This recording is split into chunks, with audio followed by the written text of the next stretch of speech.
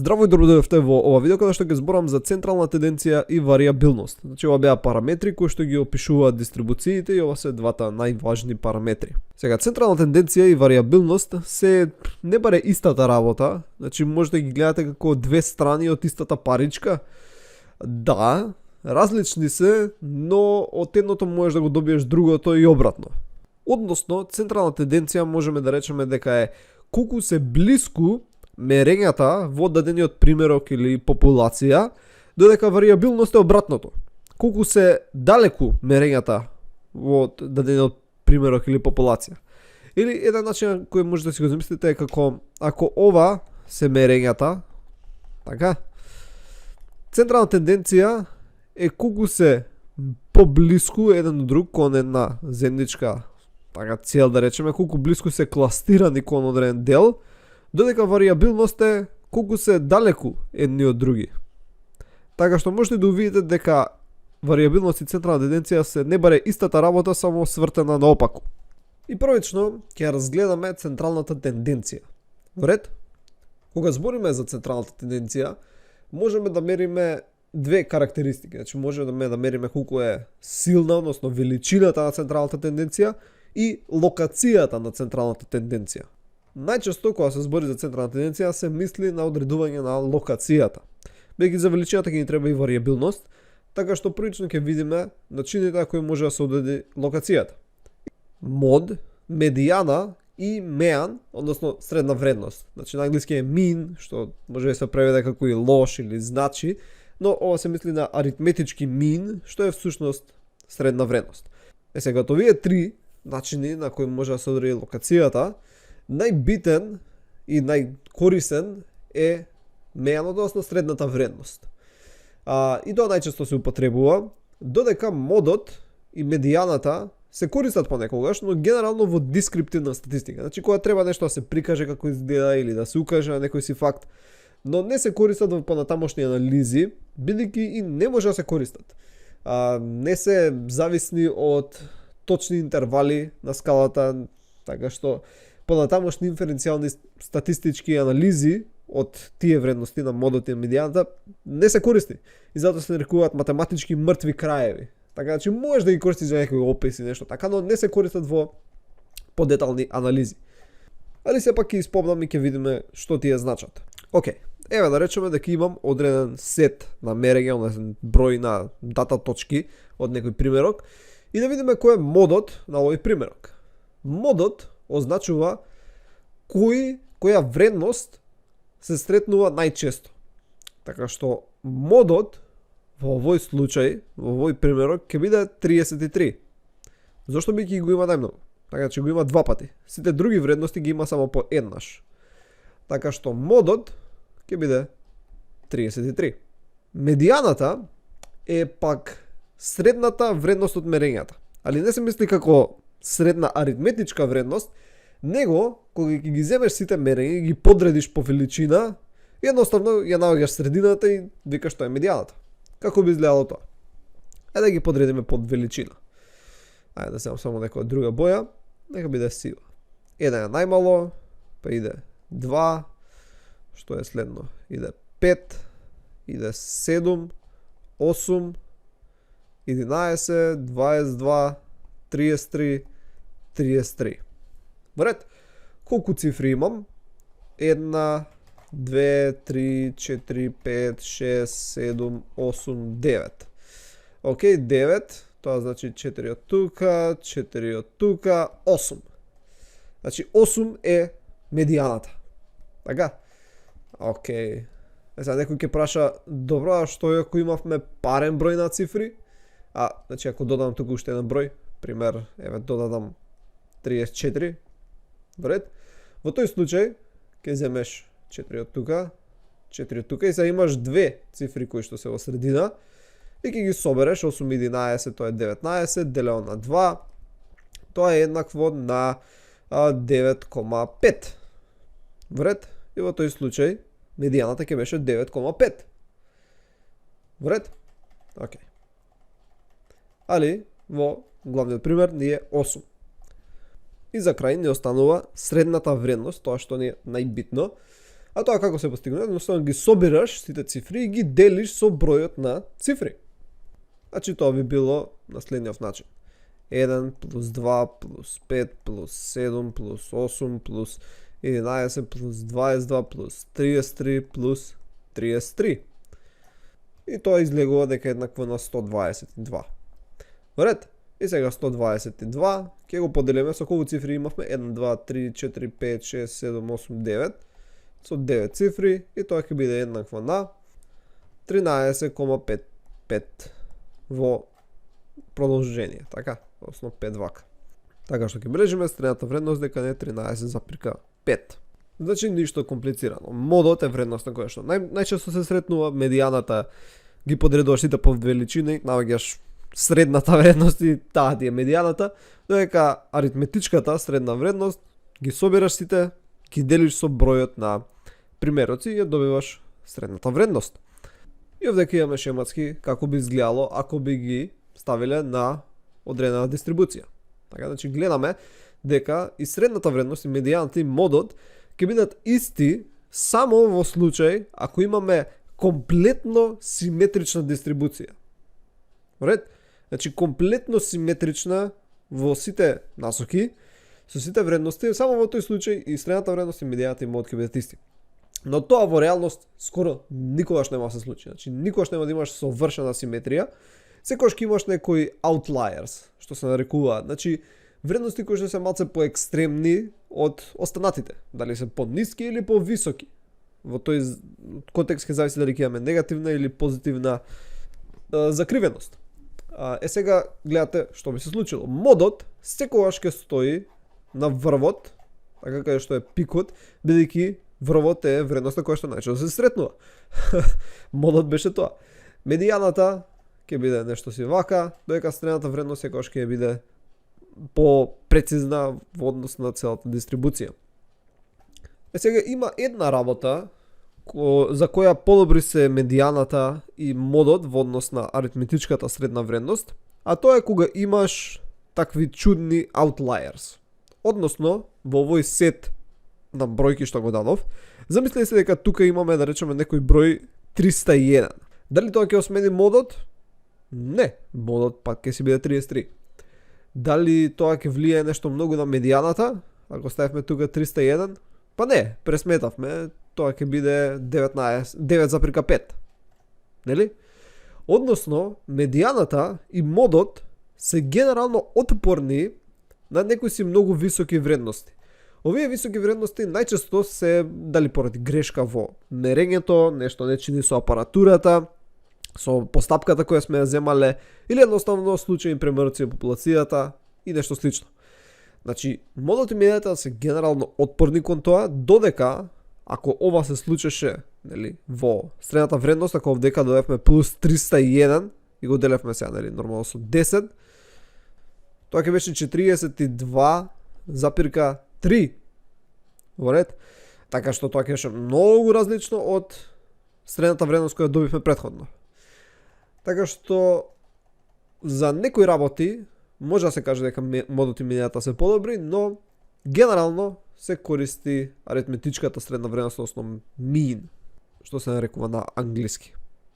Сега постојат и методите, понатаму ќе ги видиме, со цел да си анализираш популацијата на вредности која имаш и да речеш дека оваа вредност некако многу ми штрчи, можам да ја отстранам.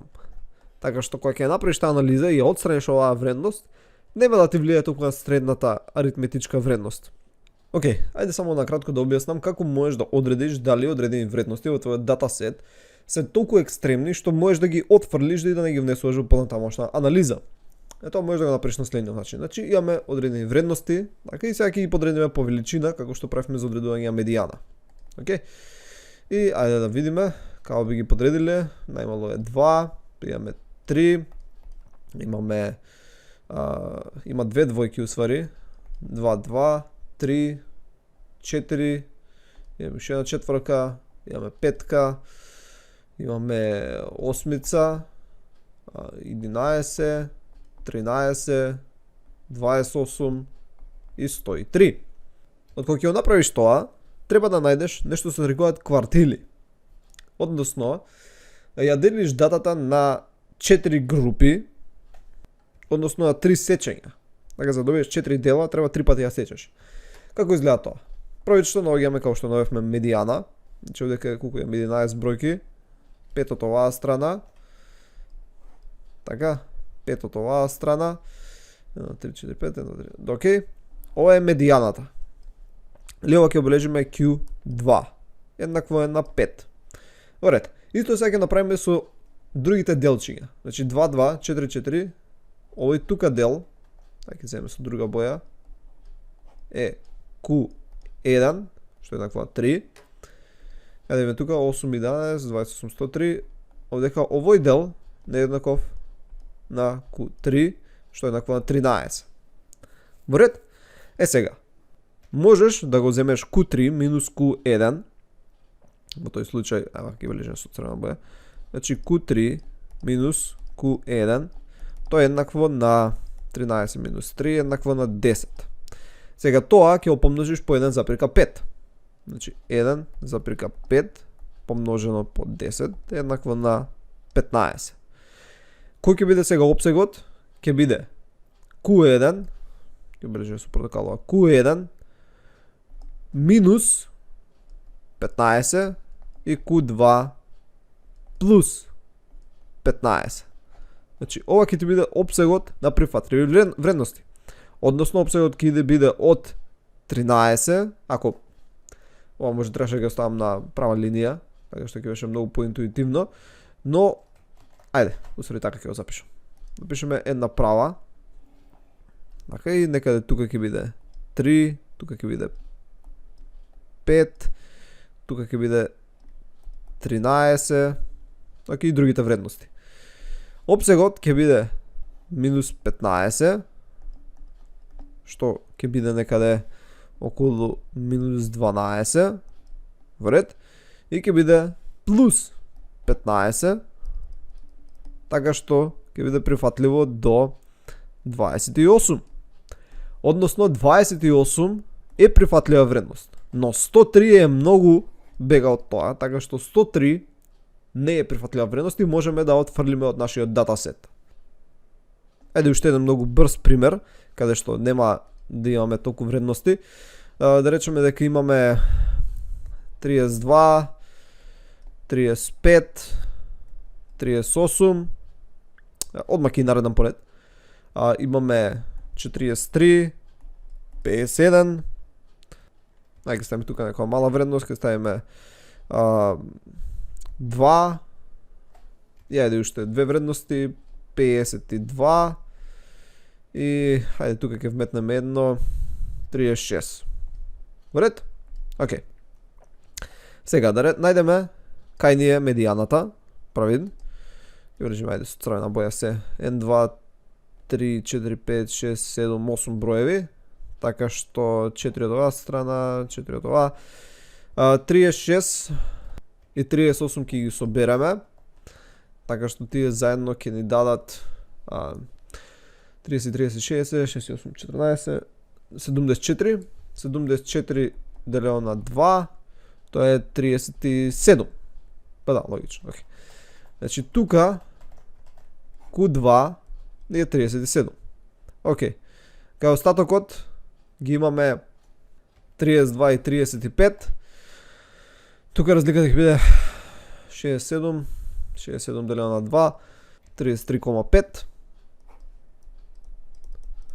И овдека ќе биде 43,57, 94, 94 делено на 2, 47.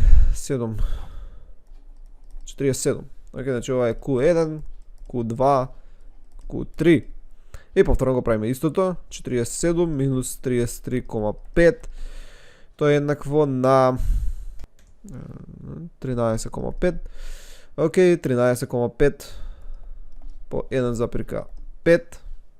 Тоа е еднакво на 20,25. Така што од 33 до минус 20,25, тоа е 13,25. Значи до таа вредност е прифатливо. Зашто е под таа вредност ќе отфрлиме. Тоа значи двојката отпаѓа. Од 47 плюс 20,25, тоа ќе биде 67,25, така што овие вредности ќе си останат. Океј, значи одека ќе биде до 67,25. Во ред. Се надам дека ме разбравте и ово е начинот на кој всушност медијаната е корисна.